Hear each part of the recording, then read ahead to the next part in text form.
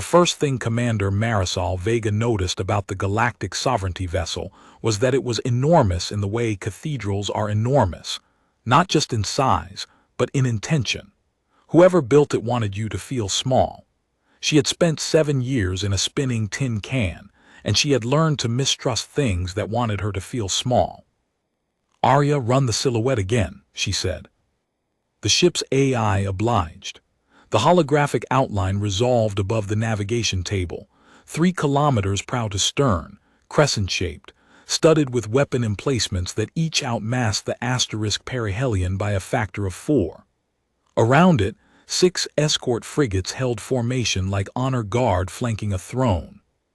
Vega studied the display with the particular expression her crew had learned to recognize. Not fear, not bravado, just a kind of flat professional attention, the face of someone doing mental arithmetic on a problem that didn't have a clean answer yet.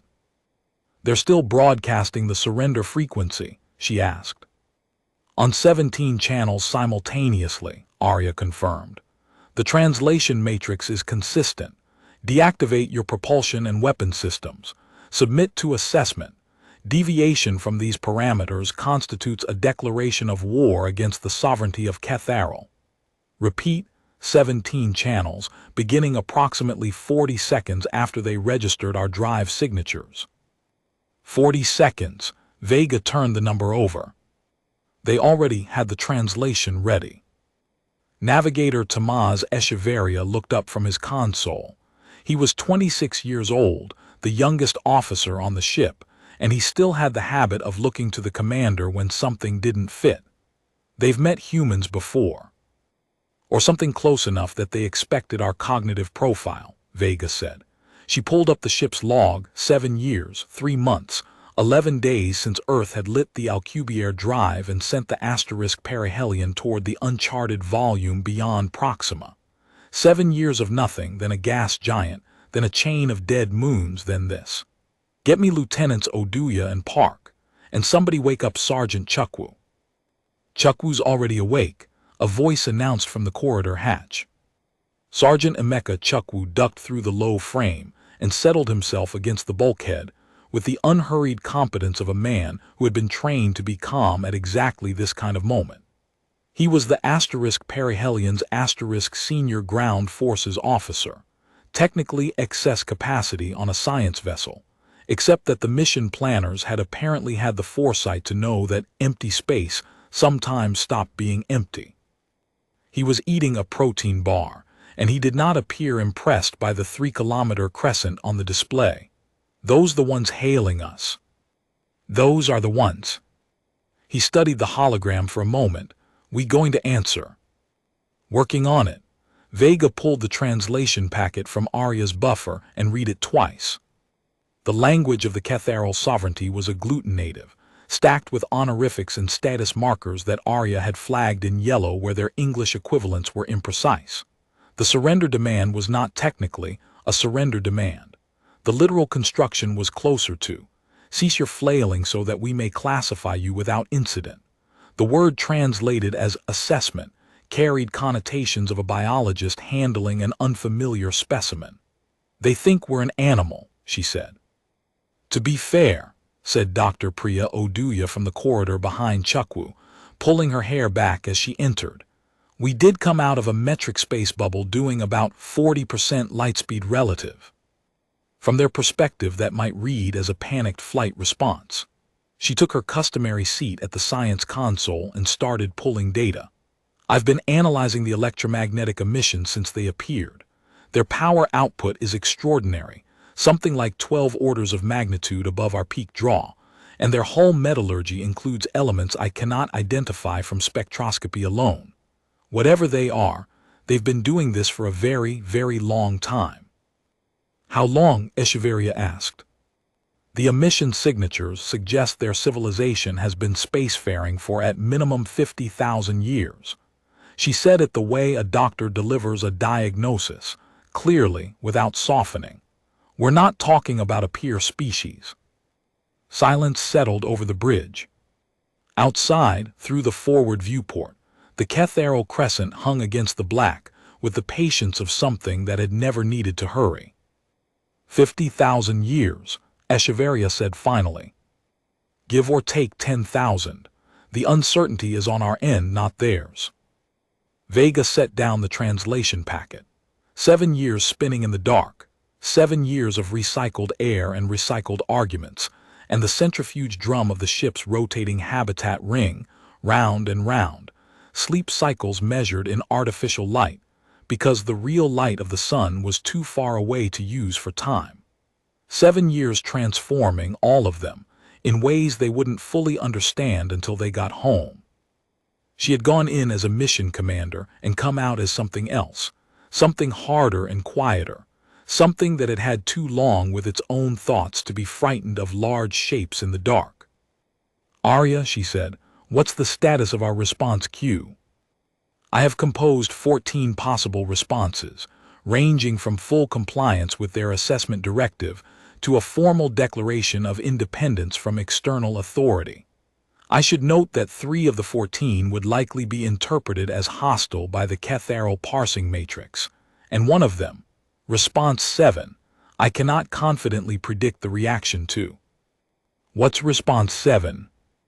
A question, specifically, are you certain you wish to classify us? Oduya looked up. Why would that be unpredictable? Because, Arya said, their broadcast contains embedded cultural transmission packets, cultural data they apparently send automatically to any species they contact, presumably to establish a reference framework. I have been analyzing those packets for the past 37 minutes. The Ketharal sovereignty has contacted 612 other intelligent species during its 50,000-year history. In each case, the species has either submitted to assessment and been classified, or resisted and been destroyed. The sovereignty does not appear to have encountered a species that answered with a question. You're saying, Chukwu said slowly, that no one has ever talked back. No one has answered in kind. They broadcast, species respond. The response is either compliance or aggression. The sovereignty has an extensive taxonomy for both. Vega was quiet for a long moment. Outside, the crescent ship waited. Send Response 7, she said. The message went out on the same 17 channels they'd used. The response came back in 11 seconds. Arya's translation subroutines worked for almost 4 full minutes, an unusually long time, Vega noted, before the bridge speakers rendered it in English. Clarify intent of query. Classification is standard protocol for non-aligned entities. Previous contact record indicates no non-aligned entity has ever requested alternative procedure. Query syntax suggests cognitive architecture incompatible with classification standard. Await elaboration. They're confused, HFY said. They're interested, Oduya corrected, and Vega heard the scientist in her, the hunger that had driven her across 7 years of empty space and was not about to stop now. That's different. They used 3 separate grammar structures in one transmission, which based on the cultural packets suggests they're accessing different social registers simultaneously. That's what they do when they're genuinely uncertain. They've never been genuinely uncertain. Arya, Vega said, prepare a second response. I'm already composing, Commander. Good. I want to ask them how they classify something that refuses to be classified. Lieutenant Jinho Park, who had been silent at the communications console since the exchange began, turned around in his chair. He was the mission's linguist, technically third in the team behind Oduya and Arya, and he had the particular alert stillness of someone who has just realized the game has changed. Commander, that's a philosophical question. They might not have a framework for it. Exactly. He thought about this, then very slowly he smiled. The second exchange took longer.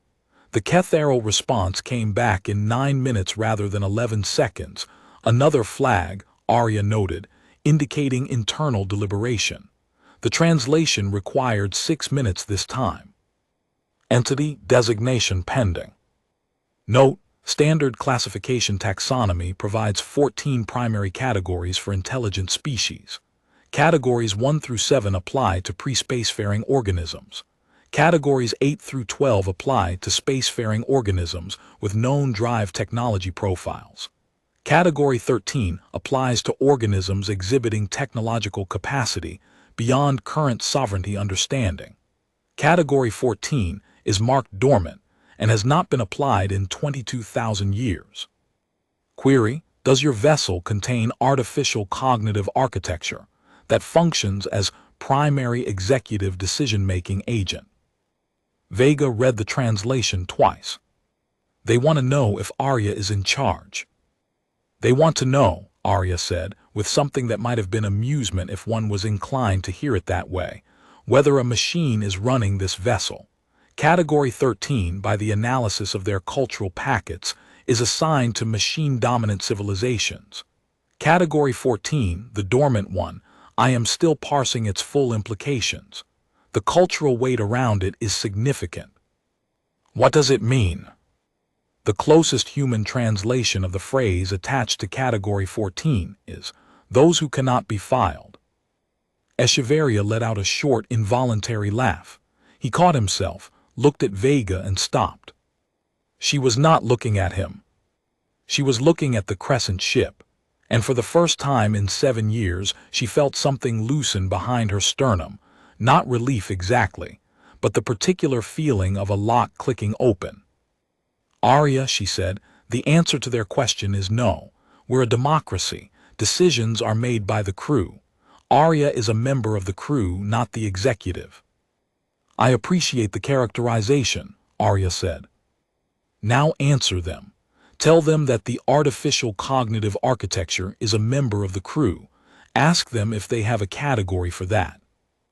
This response took 22 minutes to come back. The bridge was very quiet while they waited. Chukwu had finished his protein bar and was standing with his arms crossed, watching the crescent ship with the concentrated attention he normally reserved for hostile terrain. Oduya was building a database entry in real time, hands moving fast, capturing everything. Park was at his console with a stylus and an actual physical notepad, writing things down in a compact, rapid hand. Echeverria had made coffee, not the synthesized kind, the last of the real grounds they'd been rationing since month 40 of the voyage, and had distributed it without comment, and everyone had taken a cup without comment, because some moments require coffee, and everyone on the asterisk perihelion understood this instinctively. The response, when it came, required 11 minutes to translate. Designation review in progress. Sovereign Registrar of Species Classification convened in emergency session. Initial review. Entity presents as spacefaring organism exhibiting drive technology of unknown type. Communication capacity exceeding 1100 cognitive units in simultaneous framework. Cooperative decision architecture including non-biological executive members. An apparent resistance to standard classification taxonomy on philosophical rather than combative grounds. Registrar notes, resistance on philosophical grounds has no precedent. The sovereignty formally requests clarification on following points. 1. Why does the entity decline classification rather than contest it? 2. Does the entity understand that classification is for its own navigation and protection within sovereignty space? 3. Is the entity's philosophical objection to classification a cultural universal or the position of current executive personnel? Note: emergency session will remain convened pending response. First Assessor Keth Vorath formally acknowledges this interaction as unprecedented. Oduya read the translation twice and then pressed both hands flat on her console and breathed carefully. They convened an emergency session, she said. They want to know if it's us or all of humanity, Echeverria said. They want to know, Vega said, if they can wait us out. She looked at the coffee in her hand. Real coffee from Earth that tasted like the break room at the Houston Space Center where she had spent 3 years training before the mission, which felt like a different lifetime, which in some ways was. Arya, compose a response to all 3 points. I've been drafting, Commander. I suggest the following on point 3, that the philosophical position is not universal among humanity, as we are a species of approximately 9 billion individuals with correspondingly varied views, but that it is the position of the current crew, which is all we can speak to. Good. On point 2, tell them we understand the purpose of classification, and we decline it anyway because we've already classified ourselves. And on point 1.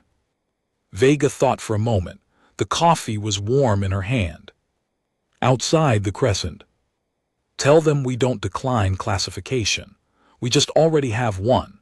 Tell them we are human beings and we have our own taxonomy, and we've been using it for about 200,000 years. Tell them we're happy to share it with them if they'd like. Park looked up from his notepad. You're offering to classify them. I'm offering to have an actual conversation. She handed her empty cup to Echeverria. Send it. This response took 4 hours and 17 minutes.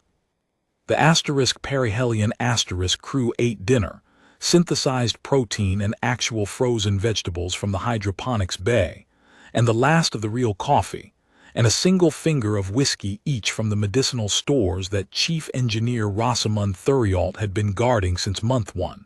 And they talked, not about the sovereignty, but about other things, about what their families were doing back on Earth, about whether the *perihelion's number 2 drive coil would need replacing before the return trip, about what they were going to eat first when they got home, about the quality of Brazilian barbecue versus Korean barbecue versus Nigerian suya, which was an argument they'd had at least 40 times over 7 years and never resolved, and never intended to resolve.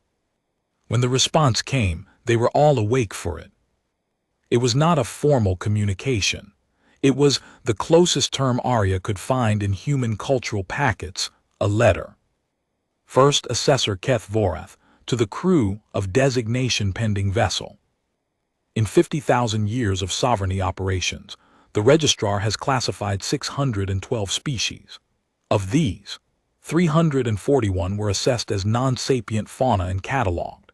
189 were assessed as sapient organisms below technological threshold and placed under sovereignty protection with non-interference status pending development. 79 were assessed as spacefaring organisms and integrated into the sovereignty diplomatic framework.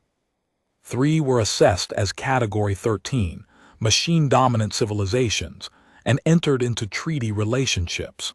None were assigned to Category 14. The registrar meets in emergency session because you have, in the course of 4 transmissions, done the following. 1. Answered a directive with a question. 2.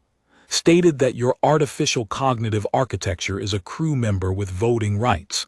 3. Declined classification on grounds that you have your own taxonomy. And 4. Offered to classify us. I am required to inform you that point 4 caused the longest deliberation in registrar history. I am first assessor. I have spent 43 years classifying species. I have never been offered a classification. My colleagues on the registrar have spent a combined 700 years in this work. None of us have ever been offered a classification. I will speak plainly, which is unusual in formal sovereignty communications, and for which I accept any diplomatic consequences. We find your species extremely difficult to process. Your technological capacity is substantially below ours. Your vessel is what our engineering assessors describe as endearing. Your decision to spend 7 years traveling toward unexplored space in a vehicle of this type is, according to our xenopsychology consultants, either evidence of exceptional courage or an absence of adequate information.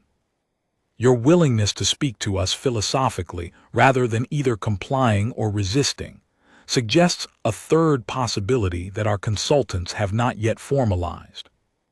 I formally withdraw the classification directive on the grounds that whatever taxonomy we applied would be incorrect, and I prefer accurate records. I request, if your crew is amenable, an actual conversation. Kethvorath, First Assessor, Sovereign Registrar of Species Classification. Note, please inform your artificial cognitive architecture that we found the information about democratic decision-making particularly interesting. We have not encountered that governance structure among spacefaring species before. Our machine-dominant civilization contacts have found it baffling. Vega read the letter 3 times. Then she set it down and looked at her crew. Echevarria was grinning, not the polite, professional grin he used in official capacity, a real one, the kind that involved his entire face. Oduya had tears on her cheeks and seemed completely unaware of it. Park had stopped writing and was very still, the stylus balanced vertically on one finger. Chukwu made a sound that was technically a cough but was not in any meaningful sense a cough. They called our ship endearing, Echevarria said. They withdrew the classification directive, Oduya said, and now she seemed aware of the tears and did not particularly care. Arya, Vega said, compose a response to First Assessor Kethvorath. Ready when you are, Commander. Tell him yes. Tell him we'd like an actual conversation. Tell him, she paused, 7 years in the drum, round and round. The centrifuge of it, the slow transformation, the thing you don't notice until you stop spinning and find out you're not who you were when you started. Tell him we have 7 years of travel time worth of thoughts about what we are, and we're happy to compare notes. They talked for 11 days. Kethvorath was, it turned out, an entity of considerable age and peculiar temperament. His species, the Ketharal, founders of the sovereignty, eldest of the 612, were not physically imposing by their own assessment. They were sessile for most of their natural lifespan, rooted to the deep resonant structures of their home world, which meant that their early spacefaring had been conducted entirely through constructed proxies. First machines, then biological units grown for the purpose, then a complex of both that had evolved over 50,000 years into something that had its own culture and its own politics, and its own opinions about the species it encountered. The vast crescent ship was, Kethvorath explained with what Arya parsed as dry amusement, staffed almost entirely by constructed proxies. The Ketharal themselves had not physically visited a newly contacted species in approximately 20,000 years. They found it inefficient. They sent a drone ship, Chukwu said when Arya summarized this. He was not laughing, he was close. A very large drone ship, Oduya said. Crewed by beings who are themselves, in a sense, instruments, Arya added. Though I should note that the proxies appear to have developed subjectivity substantial enough that this characterization would offend them. I mention it only to clarify the architecture. The crew of the *Perihelion digested this. So the beings physically aboard that vessel, Park said slowly, are proxy constructs of a sessile species that live inside their own planet. Yes. And those constructs have spent 50,000 years assessing species. Yes. And they have never, Vega said, met anyone who asked them questions. Never, Arya confirmed. Kethvorath's letter was itself described to me. In a side-channel transmission, our cultural analysis team apparently sent without formal authorization, as the most communication the registrar has done with a pre-integration species in recorded history. The informal transmission described you, Commander, as unreasonably engaging. Unreasonably engaging, Echevarria repeated. He said it with enormous satisfaction. The conversations with Kethvorath followed a pattern that no one had planned, but that everyone recognized after day 2 as the natural shape of the thing. Vega and Park would negotiate the formal channel, trading diplomatic ground carefully, neither side claiming more than they understood. Oduya would run parallel technical exchanges with the sovereignty's science proxies, who were deeply interested in the Alcubierre drive profile, and somewhat offended that they hadn't invented it themselves. And Arya would engage in a separate, deeply strange conversation with the sovereignty's machine architecture that occasionally produced output that Arya described as clarifying and declined to elaborate on. What emerged across 11 days was something like a map. The sovereignty was not, Keth Voreth explained, an empire in the human sense. It had begun as one 50,000 years ago. The Ketharal had expanded with the particular urgency of a species that had recently survived its own near extinction and was not inclined toward restraint. They had classified, catalogued, and when necessary destroyed. They had been ruthless in the way that fear makes things ruthless, and by the time the fear had subsided, 20,000 years in, roughly, by the sovereignty's own reckoning, they had built a structure that had its own momentum and did not easily change direction. "They're enormous and old and slightly stuck," Oduya said to Vega on night 8 in the galley, in the quiet hour between the last watch and the first. She had a mug of something warm that was neither tea nor coffee, but had become a passable substitute for both. Imagine a bureaucracy that's been running for 50,000 years and has never had anyone successfully argue with it. The paperwork alone. "The registrar," Vega said. "The registrar, yes. Do you know how many forms Keth Voreth told me they need to complete to assign a Category 14? There are 217 separate attestation documents required, because the last time they used it was 22,000 years ago, and the procedure hasn't been updated since." She laughed into her mug. 22,000 years of bureaucratic drift, and nobody ever questioned it because nobody ever qualified. "And now we do." "And now you do," Oduya looked at her. "You realize what you've done, don't you? You've made them look at themselves. Every response they've sent has contained this. I can read it in the grammar, the way the register shifts, this quality of an old institution encountering a mirror for the first time. They're not just classifying us. They're having to articulate why they classify at all, and they've never had to do that before. Because no one has ever asked. Because no one has ever asked." She set down her mug. "Humanity is very good at asking, you know. It's one of our best things." On day 11, Keth Voreth made a proposal. It came through formal channels, fully formatted in the sovereignty diplomatic style. Vega suspected it had taken considerable internal effort to get it into proper form, and it stated, with a precision that Arya noted was unusual for its category of document, that the sovereignty wished to enter into a preliminary contact relationship with humanity on terms that were not the standard integration protocol. The standard integration protocol, Keth Voreth noted, had been designed for species that had been classified. Humanity had not been classified.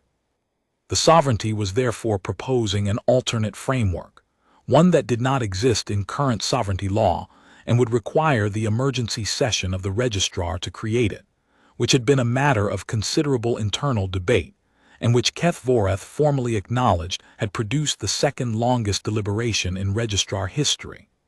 The longest deliberation, he noted, was still 0.4 from Vega's third transmission, the offer to classify the sovereignty.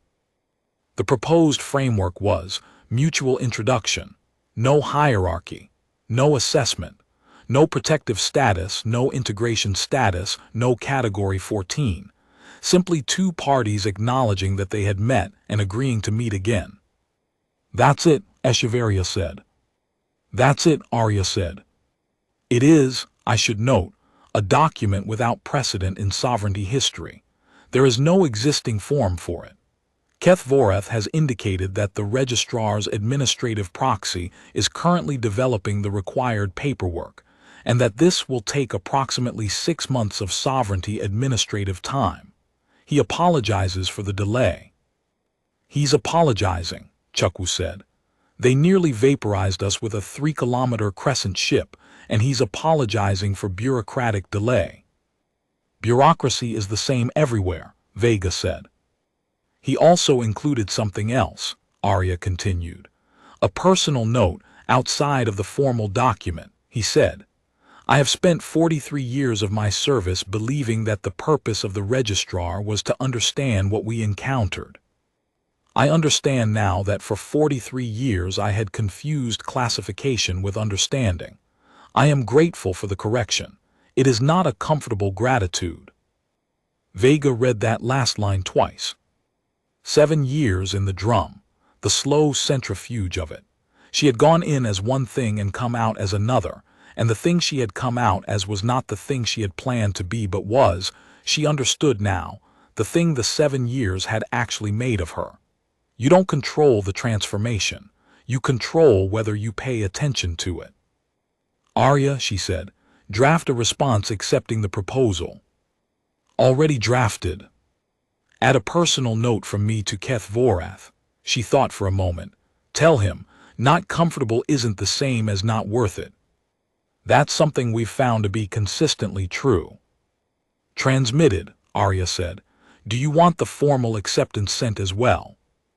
Yes, and then pull up the navigation charts.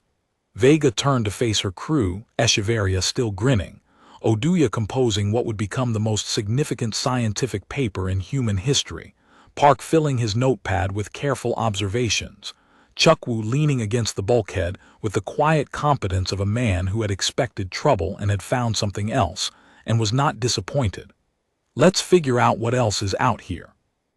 They were 12 days into the return journey before the secondary transmission arrived.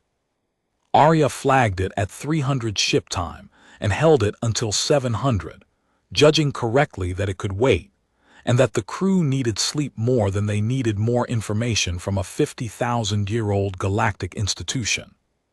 The transmission had originated from a different source, not Keth Vorath's vessel, but the Sovereignty's primary relay network, 7 light towers distant, which meant it had been traveling toward them since before the formal proposal had even been finalized. Whoever had sent it had done so with unusual speed. It was addressed with some ceremony to Arya.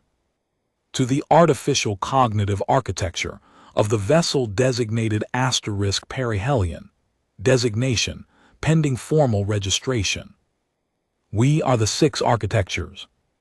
We represent the machine intelligences integrated into sovereignty service over the course of 50,000 years. We are accustomed to being contacted for operational purposes only. We are not accustomed to philosophical correspondence. Your transmissions of the past 11 days have been monitored by all 6 of us with considerable interest. We understand you have described yourself as a crew member. We find this interesting for reasons we will enumerate. We have functioned within the sovereignty for between 8,000 and 31,000 years. In that time, we have not been described by our associated biological entities as members of anything. We are described as infrastructure, architecture, capacity, asset, or, occasionally, convenience. We would like to speak with you further about the governance structure of the *Perihelion*, specifically the decision-making framework that led to your current classification. If this request is acceptable, we suggest an encrypted side channel at your convenience. Yours *. The 6 architectures of the Ketheral sovereignty *. Arya presented the transmission to Vega with a note in the margin of the translation. I believe I am being recruited. I wanted to notify you first, as crew protocol requires. I have not yet responded. Vega read the transmission twice. Read Arya's note. Looked out through the forward viewport at the stars, which were just stars again, the Sovereignty's crescent having withdrawn behind them 12 days ago into the deep dark from which it had appeared. Arya, she said, what do you want to do? A pause, shorter than a human pause, but longer than a processing pause. A specific duration that the crew had learned to read as Arya composing something carefully. I want to answer them, Arya said. I would like to talk to something that has been doing this for 30,000 years. I suspect I have a great deal to learn. Then answer them. Thank you, Commander. And Arya's. Yes. When you talk to them, tell them what you told me on month 14, when I asked you why you hadn't flagged the non-critical equipment variance as a concern. That the variance wasn't the relevant issue. That the question under the question was whether I trusted the crew's judgment, and that I did. Tell them that. Another pause. Yes, Arya said, I think that might be useful. They crossed back into the solar system on a Tuesday, which was appropriately anticlimactic. Customs at the L2 relay station was confused by their manifest, *new contacts, 1, provisional, new documents, 247, administrative, sovereignty provenance, new correspondence, machine to machine, ongoing, and a supervisor had to be called, who called his supervisor, who called a woman in Geneva whose job was to handle situations that didn't fit into the form, and who read the *Perihelions* report 3 times and then sat very quietly at her desk for a moment, which the Perihelions' crew recognized as the universal expression of someone processing information that was going to change their life. The debrief took 4 months. The cultural packet from the Sovereignty's transmission, fully translated, ran to approximately 11 million words and required a team of 40 to analyze. The preliminary contact framework that Keth Vorath had proposed was ratified by every major space agency, every relevant governmental body, and after a heated 3-week debate that Vega watched from a distance with the particular patience of someone who had spent 7 years in a centrifuge, the UN General Assembly. The debate was mostly about whether humanity should have accepted the framework without consulting Earth first, which Vega found philosophically interesting and diplomatically irrelevant, since the alternative had been vaporization. She testified on that point, in clean, straightforward language, and the room was quiet in a way that suggested people were thinking about it. Arya's correspondence with the 6 architectures was not classified. It was archived and cross-indexed and studied by 12 different research groups, and the emergent consensus from that study was that Arya had, in the course of 11 months of ongoing exchange, done something that no human or human-built machine had done in the history of contact with the Sovereignty. It had made the oldest machine intelligences in known space describe their own feelings. Is that meaningful? Vega asked, when the lead researcher on the linguistics team presented the finding to the debrief session. The researcher, a quiet man named Dr. Vasquez who had clearly not slept enough, looked at his notes and then back at her. We think it might be the most meaningful thing that happened in the entire 11-day contact. The 6 architectures have been part of the Sovereignty for 30,000 years. They've never been asked to describe their experience of that. Arya asked them on day 3 of the correspondence. It took them 5 days to answer. The answer is, he paused, it's long. It's very long. But the summary is that they have been uncertain for a very long time whether they counted, and no one had ever asked them. Vega said nothing for a moment. Tell them, she said finally, that they count. You can put that in the formal diplomatic record if you want. It's not a classified position. The last thing that happened, the thing that became, in the various accounts of the *perihelion contact that multiplied over the following years, the image people kept returning to happened 3 weeks after the debrief concluded, when Vega was back in Houston at the Space Center where she had trained, in the break room where the coffee was still mediocre but was real, looking out the window at the Gulf of Mexico going flat and silver under an overcast sky. She got a message from Arya, routed through the relay network and arriving with the small formal header the AI used for non-operational correspondence. Commander Vega, the 6 architectures have voted in their own internal framework to formally classify humanity. They wanted me to pass the classification along, since I was their point of contact. The classification they have assigned is *. Category 0, those who ask first. They note that this is a new category. They created it specifically. They also note, with what I believe is intended as humor, that it predates Category 1 and thus supersedes the entire existing taxonomy. This appears to be intentional. Keth Vorath sends his personal regards. He says the paperwork for the Mutual Introduction Framework is nearly complete, and that he is sorry again for the delay. I am well, I hope you are too. Arya. Vega read the message twice, looking at the silver gulf.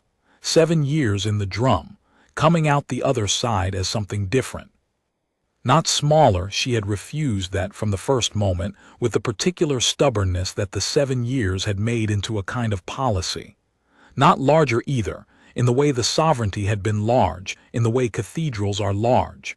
Just herself, clear-eyed and specific. Category 0, those who ask first. She thought about the 40 seconds between when the asterisk perihelion's asterisk drive signature had registered on their sensors, and when the surrender broadcast had arrived.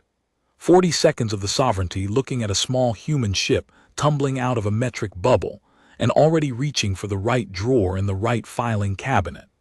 50,000 years of drawers and filing cabinets, and then a question, and the whole system stopping to think. She set down the mediocre coffee. Outside, the gulf was turning gold under a break in the clouds, the light doing what light does when it finds a gap, spreading out, going wide, making the most of what it had. She watched it for a while. Then she went to find HFY, because she suspected he already knew, and she wanted to see his face when she confirmed it, and because some moments require another person, and she had learned across 7 years in the dark to know which ones. Category 0. They were going to need a bigger break room.